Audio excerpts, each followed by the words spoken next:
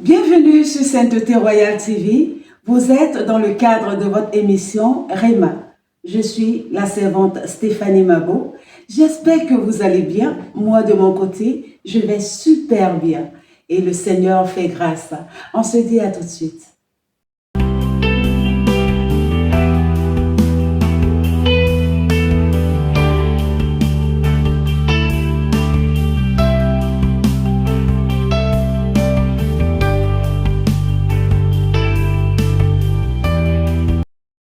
Nous sommes de retour sur le plateau de Sainteté Royale TV et aujourd'hui nous allons nous intéresser à une histoire et nous allons parler de repentance.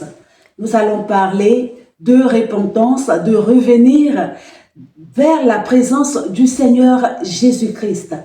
Vous savez, il nous reste à peine quelques semaines, même pas un mois, pour que nous puissions entrer dans la nouvelle année.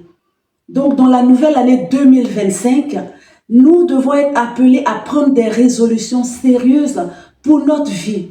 Nous devons prendre des résolutions sérieuses avec le Seigneur Jésus-Christ, notre Créateur. Et pour cela, nous allons aller dans les Saintes Écritures. Il s'agit du livre de Luc. Dans le livre de Luc 15, à partir du verset 11 au verset 24. Vous pouvez faire la lecture plus tard. Mais ce passage de la Bible nous parle de l'histoire du fils prodigue. Cet enfant-là qui a dit à son père, « Donne-moi tous mes biens, donne-moi ma richesse, donne-moi mes biens, je veux m'en aller. » Et dommage, c'est ce qui se passe dans la vie de plusieurs enfants de Dieu.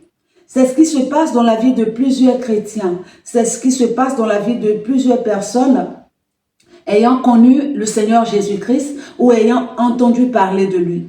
Notre Père Créateur, il nous a fait tellement de bien. Il nous a fait tellement de bien en nous donnant le souffle de vie, en nous donnant la santé, en nous donnant un toit au-dessus de notre tête. Il nous a bénis de plusieurs grâces. Vous savez, notre Père Créateur, c'est un gentleman. Il ne va pas nous imposer les choses. Comme ce fils prodigue qui a demandé ses biens à son père n'a pas discuté avec lui. Il lui a donné ce qu'il demandait et cet enfant est parti. C'est comme ça, nous aussi, de plusieurs façons, nous avons demandé des grâces, des bénédictions au Seigneur. Et une fois que nous avons eu accès à ces choses, nous avons disparu de la présence du Seigneur. Nous nous sommes éloignés, nous avons refroidi, nous sommes allés dans le monde.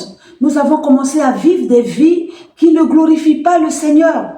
Nous nous sommes effacés complètement, nous nous sommes égarés et nous nous sommes perdus. C'est pour cette raison le thème de cette émission, c'est pourquoi souffres-tu? Ton Père Créateur t'attend. Aujourd'hui, il y a un fils de Dieu quelque part. Il y a une fille de Dieu quelque part qui est en train de souffrir, qui est en train de se lamenter, qui est en train de pleurer, qui est en train d'enchaîner les échecs sur les échecs. Alors qu'elle a un Père Créateur, alors que tu as un Père Créateur, pourquoi tu t'obstines à souffrir? Alors qu'il te suffit juste de prendre conscience et de revenir dans la présence de ton Père. La Bible nous parle de cet enfant prodigue qui est parti, mais la Bible déclare qu'il a commencé à vivre une vie, de débauche.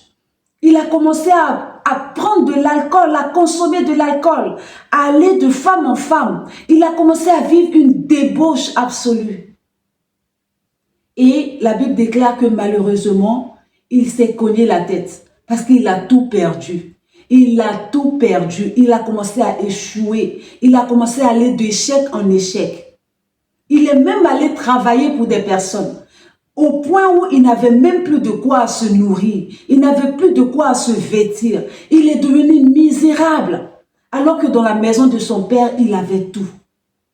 Il demandait même à manger la nourriture des animaux. Il ne trouvait même pas de quoi manger au point où il suppliait pour pouvoir manger la nourriture des animaux. Même la nourriture des porcs, il ne trouvait pas ce repas à manger. Imaginez-vous le degré de souffrance dans lequel nous sommes en tant qu'enfants de Dieu quand nous nous égarons, quand nous nous éloignons de la voie de notre Père, quand nous nous éloignons de la marche chrétienne, quand nous abandonnons les Saintes Écritures. Imaginez-vous le degré de souffrance que le diable nous impose. Imaginez le degré de souffrance que ce fils prodigue a vécu. Aujourd'hui, tu vis des humiliations. Aujourd'hui, tu vis des manquements. Quel genre de femme tu n'as pas encore connu dans ta vie? Quel genre d'homme tu n'as pas encore connu? Quel genre d'argent tu cherches? Quelle somme d'argent tu cherches? Quel genre de matériel? Quel genre de bien tu recherches? Au point de t'éloigner de la présence de ton Père. Mais aujourd'hui, j'ai une bonne nouvelle pour toi. Nous sommes dans le temps de la grâce. La Bible déclare que lorsque ce fils prodigue a pris la résolution de revenir vers son Père, son Père l'attendait.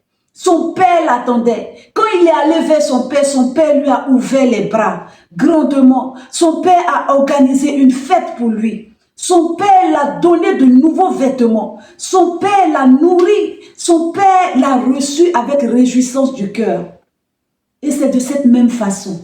Si aujourd'hui, toi, ma sœur, si aujourd'hui, toi, mon frère, tu prends cette résolution de revenir vers ton Père, c'est ce qu'il t'attend. Il n'attend que toi. Prends la résolution.